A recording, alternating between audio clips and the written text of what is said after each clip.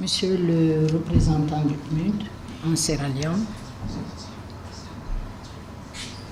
distingué professeur et représentant du centre de recherche du Ghana, monsieur le représentant du directeur de l'OAS, madame la représentante de monsieur le ministre de la Santé, distingués membres des organisations de la société civile, mesdames et messieurs les participants.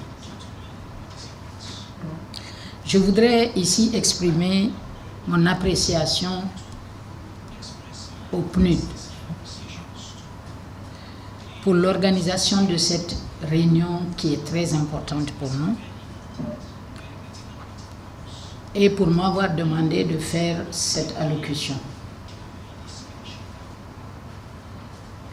Mesdames et messieurs, 3 des États membres de l'Union du fleuve Mano ont été affectés par la maladie à virus Ebola, créant une crise à la fois sanitaire, humanitaire et je dirais même sécuritaire. Les services essentiels ont été stoppés, notamment les questions les centres de santé, les écoles, les services publics ont été complètement déstabilisés. À l'annonce de la crise de l'épidémie à virus Ebola, le secrétariat de l'Union du fleuve Mané a été la première institution à donner un appui financier aux États affectés par la maladie, mais aussi à la Côte d'Ivoire, dans son besoin de prendre une approche régionale, car 3 des États membres affectés mettaient à risque la Côte d'Ivoire aussi. C'est ainsi que l'Union du fleuve Mano a organisé du début de la crise jusqu'à la déclaration de la fin de la crise. La Mano River a organisé plus de 15 réunions d'experts, de ministres et des chefs d'État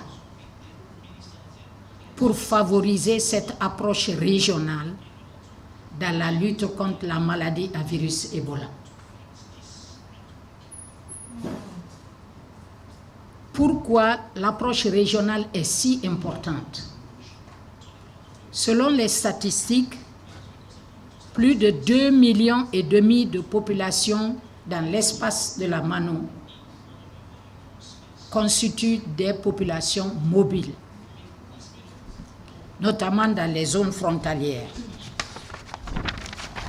Et cette mobilité, dans le cas de la maladie à virus Ebola, était un facteur de risque. Mais un risque que nous ne pouvions en aucun cas arrêter par la fermeture des frontières. C'est pourquoi l'Union du fleuve Mano a toujours plaidé pour la non-fermeture des frontières terrestres. Parce que la porosité des frontières, l'habitude presque structurelle de nos sociétés à se mouvoir, rendait ces fermetures absolument inefficaces. Et les exemples que nous avons eus le prouvent éloquemment. Mesdames et messieurs, la crise Ebola nous a appris que nous serons sauvés ensemble ou nous tomberons ensemble. Le secrétariat, dans son 15e protocole de l'Union, a établi ce que nous appelons les unités conjointes de paix, de sécurité et de restauration de la confiance. Je voudrais que vous notiez particulièrement l'aspect restauration de la confiance. Nous sommes dans un espace qui a connu 2 décades de conflit. Et ces 2 décades de conflit n'ont pas fait que des morts. Ces 2 décades aussi ont détruit les liens entre les communautés transfrontalières.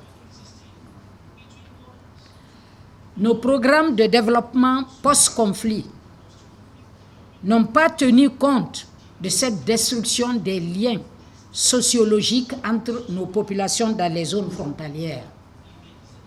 À ce jour, les taux de mortalité maternelle et infantile dans les zones frontalières sont plus élevés que les moyennes nationales, ce qui prouve bien que les zones frontalières sont plus ou moins négligées et il est impératif qu'on le corrige.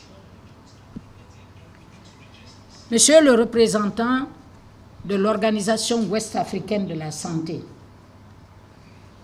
nous sommes heureux de dire ici aujourd'hui que depuis septembre 2012, nous avons attiré l'attention de l'organisation sur la nécessité du renforcement des structures de santé dans les zones frontalières.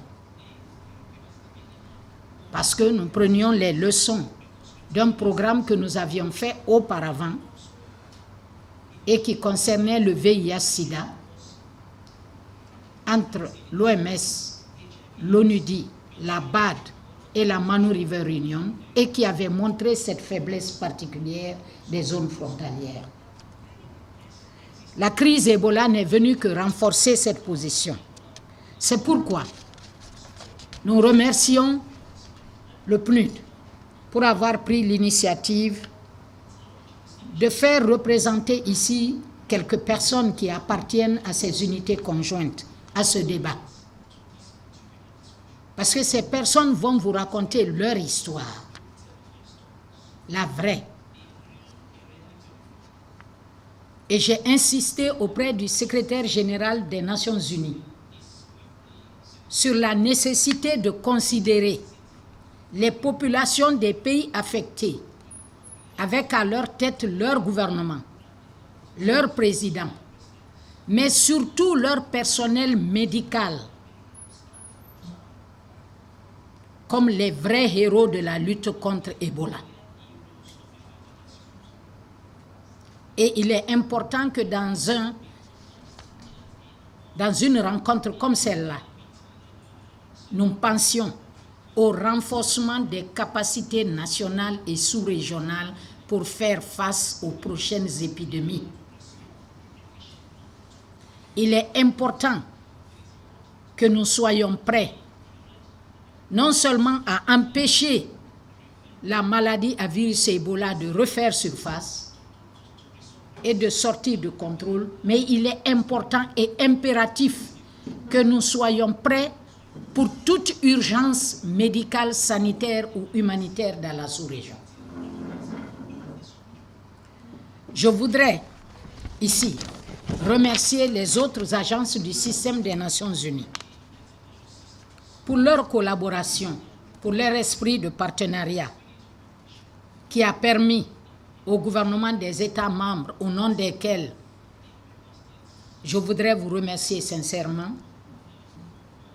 Je voudrais, dis-je, saluer votre esprit de solidarité, mais aussi le partenariat qui a été offert afin de vaincre cette maladie. Je voudrais terminer en souhaitant au PNUD la bienvenue à cette initiative qui est aussi la nôtre, pour faire en sorte que ce programme ne s'arrête pas à 1 an, et j'insiste là-dessus. Contrairement à ce que monsieur le représentant a dit ici, je ne pense pas que la sous-région va se relever rapidement. La destruction a été massive et profonde. On aura besoin de plus d'1 an pour arriver à bout des dégâts qui ont été causés par l'épidémie à virus Ebola. Je voudrais profiter de cette tribune pour dire au PNUD que l'Union du fleuve Mano voudrait s'associer à lui pour qu'ensemble nous allions rechercher les ressources qui sont nécessaires pour que ce programme aille jusqu'à 5 ans. Parce qu'en deçà de 5 ans, il n'est pas possible de renverser la tendance de la destruction sociale, psychologique et médicale que la maladie a causée dans notre sous-région. Je vous souhaite des discussions constructives. Merci beaucoup.